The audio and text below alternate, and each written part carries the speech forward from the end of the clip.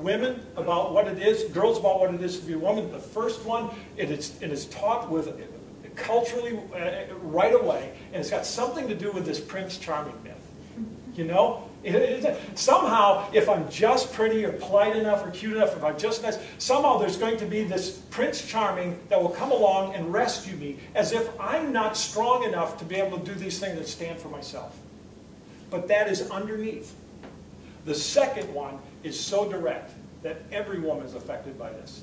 And it's got something to do with beauty and body type. And we are held captive by the movies and Madison Avenue and the magazines that come at us on what it is, to what we're supposed to look like as a girl, as a female. This is what beauty, and we are accosted with it. Do you realize that we are captive to basically eight supermodels whose numbers are average height are 5'11" and 117 pounds? And they don't even look like that.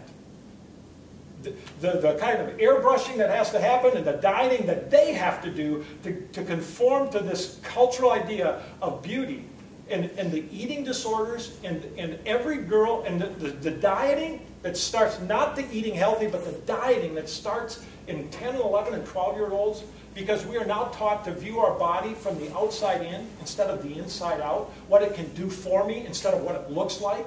And you can share this, and you go ask your mothers, they'll tell you this. Every female that you talk to can tell you what their physical flaws are. Every one of them. Why? Because they're not physical flaws, but we're taught that this is what beauty and the body type ought to be. And the impact is so great. And then the third one, and you know it, and we're trying to change some of that, but it's got something to do with this kind of behavior that you need to be pretty and polite and smart, but be careful not too much. You've got to be, in other words, you've got to be deceptive to get your way. You've got to manipulate. You can't be the real you. You've got to check that in. Because, you know, if we look at the business world and we've got a man who's forceful, what do we say? He's aggressive. You've got a woman in the same situation doing the same thing. What do we call her? We usually use a profanity on her for the same behavior at the same time. No, she has to manipulate. Now, she can't be too forward and too aggressive. Now, some of that is changing. But I tell you, there's a box that we want to put each men in and women in that are destroying them.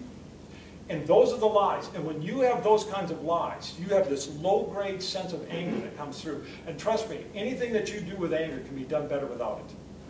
But there's this low-grade deal that's happening in our culture. And we see abuse and men who then, you said, listen, it doesn't make you a man, it makes you a user when you use women like that. And we have this epidemic of abuse that we say is a woman's problem, and it's the men who are doing it, and we've got to deal with it because they do not know who they are. If that is the lie, what is the truth then? What is a compelling biblical definition of what it means to be a man, what it means to be a woman? How does a boy know when they become a man? How does a girl know when she's becoming a woman? How can we use this vehicle of sport to teach what it is to be a man? To teach what it is to be a woman in a real sense? What is a compelling biblical definition? I think the best definition that is written throughout the scriptures, but the best definition is an inferred one. It doesn't say it directly, it infers it. And this is what I mean. In 1 Corinthians 13, Paul writes this. He says, when I was a child, I thought like a child, I spoke like a child, I reasoned like a child. But when I became a man, I put away childish things. That sort of begs a question, doesn't it? What do you mean by that? When did he become a man? What are the childish things that he put away? How did he know these things I put away, this is what I take out now? What's the blueprint? Notice where he wrote that. Do you recognize where he wrote that? He wrote that right after he wrote the most compelling definition about the most compelling force in the universe. He wrote that right after he wrote what it is to love. And I believe he's saying this. I became a man when I learned how to love. And I think that definition is the same for womanhood as well. You move from being a girl to being a woman, and you learn how to love. Now, a man of God and a woman of God love the things of God. But going from being a man, from a kid, from a girl and a boy, to a man and a woman is through the path of love. And if wrestling builds men, if sport build men and build women, then I would tell coaches it is compelling upon you to teach them how to love.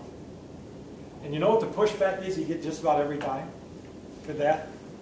Is because we have a wrong definition about what love is. First of all, we have, what is kind of the cultural definition of what love is? Well, it's basically that which gives me pleasure. And think about how we use it. I love pizza. You know, I love my boyfriend, I love my girlfriend, I love sports. Yeah, but if I got sick on pizza, I'm not sure I love it anymore. At the time I had a fight with my girlfriend, man, that's kind of questionable too. And man, when it's 45 degrees out and sleety, I'm not sure I love being out here playing football either. It's all conditional. And which makes it really hard. If the functional definition is that which gives me pleasure, it's really hard, especially for a guy, to look at another guy and say, I love you. Because that's weird. If it's what gives me pleasure, that's weird. We have to reclaim. So this is one definition we need to reclaim. What does it mean to love? I tell coaches, if that's what you're thinking, if love makes them soft, I'll tell you, take a look at this list. Love is patient, it is kind, it doesn't envy, it doesn't boast, it isn't proud or rude, it doesn't seek its own way, it isn't easily angered, it doesn't keep a record of wrongs. In other words, when we get in a fight, it doesn't get historical. It always protects, always trusts, always hopes, always perseveres. It doesn't fail. Now tell me, which is easier? To not love or to love? It is really tough to love. If you want people to become tough, teach them how to love. Teach them how to love. And that is both a process and a becoming. Now, because I don't want to do this, well, then I need to think about doing the loving thing. We'll stop doing that real quick because that's a lot of work. What it needs to do is become. First of all, we recognize that that definition is how God looks at us. That's exactly how because He is the ultimate lover. And He tells us this, the ultimate lover and the ultimate love is the one who lays down His life for His friends. No one has any greater love than this, than He lays down His life for His friends. And then He looks at us and says, I call Him friend. And He lays down His life for us. He shows us and models it. But I would tell you, if we want to help boys become men and girls become women, we teach them how to love.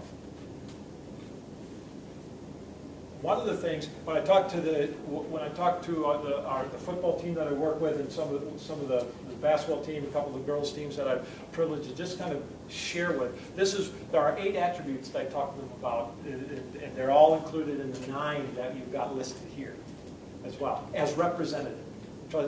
As you shared before, this isn't an exhaustive list. This is a representative list.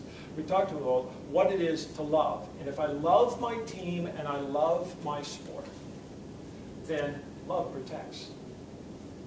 I told them, I got a daughter on this campus when I said, now here, but on the Eau Claire campus where we're living. And I said, I expect you to be men. And men protect, because love protects. Now I look at the women that we're looking at and said, listen, you've got a responsibility in this too. If you want to be a woman, you have a responsibility to protect. And how do men protect in certain ways and women protect in certain ways? Men protect, and a lot of that goes around kind of physical areas. Women protect in other ways, and one of them is you need to protect us. One of the ways to do that is how you dress. And how you dress has an impact on how we see you. Now you're free to do whatever you want, but if you want to demonstrate love for others, then you take in consideration what happens to them, and you protect that. Listen, so men on this team, you protect. Here's what I said. Listen, if I get a phone call, I told them this, if I get a phone call at 2 a.m. that you're down on Water Street here, in Eau Claire, if you're down on State Street here and the cops picked you up and I get this phone call that this guy's he's drunk and he needs a ride, I said, I will be there. I'll be glad to come there because I love you. That's what love does. But now, we're going to have to put a whole bunch more rules on it. We're going to have, because our only rules to this point were, is it honorable, is it responsible? If you can answer yes to those 2 things, you can go do it. Those are the only rules we got. But if you can't figure out and do what's honorable and responsible, now we've got to put more rules on it. And it's not to punish you. Because here's the deal. When I moved to Eau Claire, my kids were